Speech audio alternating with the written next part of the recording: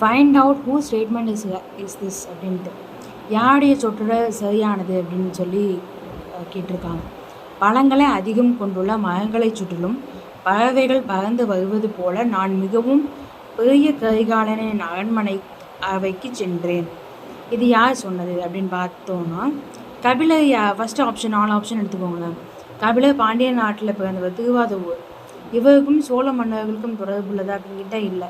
கபிலருடைய ரொம்ப தொடர்பில் இருந்தவங்க வந்து இடைக்காடனார், ஔவையார், பரணர், இவங்க தான்.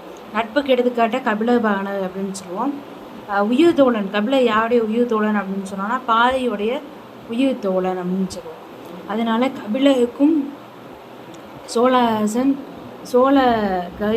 சோழன் கரிகாலன் பெருவளந்தானுக்கும் தொடர்பு இருந்துச்சான்னு கேட்டால் கிடையாது, அவ்வளோவா இல்லை. ஸோ அப்போ ஃபஸ்ட்டு ஒன்று கிடையாது.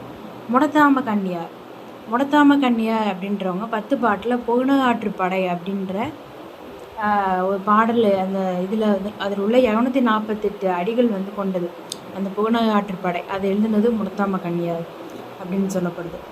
முடத்தாம கன்னியார் தான் வந்து இந்த புகழாற்று படையில் யாரை பற்றி சொல்லி வைப்பாங்க அப்படின்னா, சோழ அரசன் கரிகால பெருவளந்தானை பற்றி பாடியது தான் புகழாற்று படை. 248 அடிகளை கொண்டது.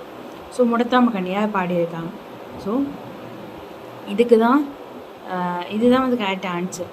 நம்மளுக்கு இது தெரியலைனாலும் கூட கபிலரை நம்ம இதே மாதிரி பாண்டியர்களுடைய தொடர்புடையவர் இது மாதிரி நம்ம எலிமினேட் பண்ணிடலாம். நெடுங்கிள்ளியார் யாருன்னா, கரிகாலனுக்கு பின்னாடி ஆட்சிக்கு வந்த முற்கால சோழர்களில் ஒருத்தர் தான் நெடுங்கிள்ளியார்.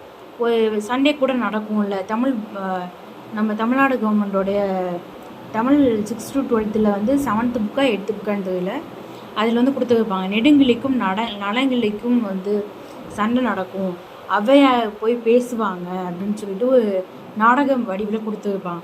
ஸோ நெடுங்கிள்ளியார் அப்படின்றது ஒரு சோழ அரசன், கரிகாலனுக்கு பின் வந்தவர் தான். அடுத்தது ஆளவந்தார் அப்படின்றது யார் அப்படின்னு பார்த்தோன்னா, இவர் வந்து வைணவத்தை சேர்ந்தவர். ராமானுஜர் அப்படின்னு நம்ம சொல்கிறோம்ல, அவருடைய ஆசிரியர் யாருன்னு பார்த்தோன்னா ஆளவந்தார். இது மட்டும் கிடையாது, 4000 திவ்ய பிரபந்தத்தை தொகுத்தது வந்து நாதமுனிகள்.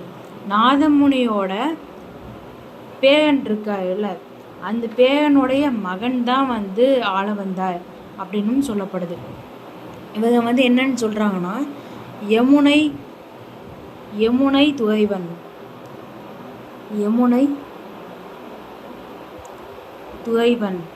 அப்படின்னும் சொல்கிறாங்க.